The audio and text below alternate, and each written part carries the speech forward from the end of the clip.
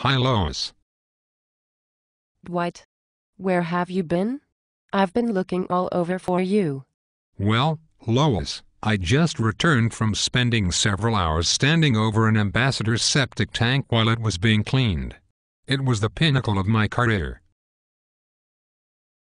Really? Good thing you went to school and studied so hard for all of those years. Well, anyway. Lois, how does the current GSO class measure up to your previous classes? Well, Dwight, to be honest, I've had better.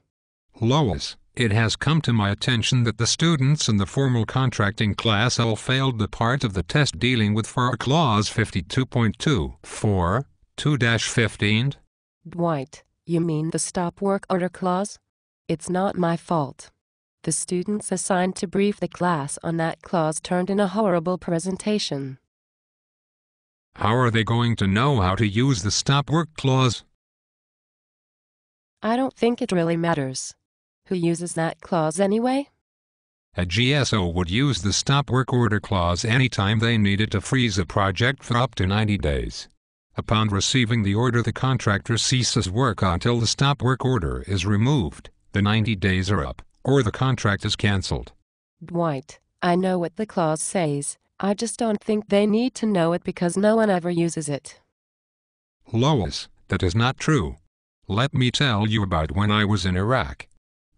We were installing 90 new generators for the ambassador's residence. We got word that the incoming ambassador wanted his house completely rewired to allow him to smelt aluminum in his spare time. We needed to stop work on the installation until we were sure the new generators were compatible with the new wiring. Right, like that's going to happen again.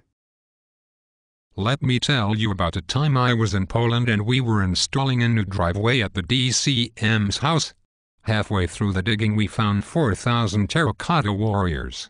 It turns out the Chinese conquered as far as Warsaw sometime in the early 20th century without anyone knowing about it. I had to halt work on the driveway until we could remove them. It sounds like FAR 52.2 2-15 is a very useful clause. It is. But it isn't.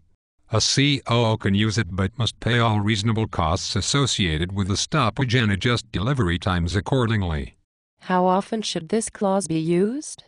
I leave that up to your own internal compass.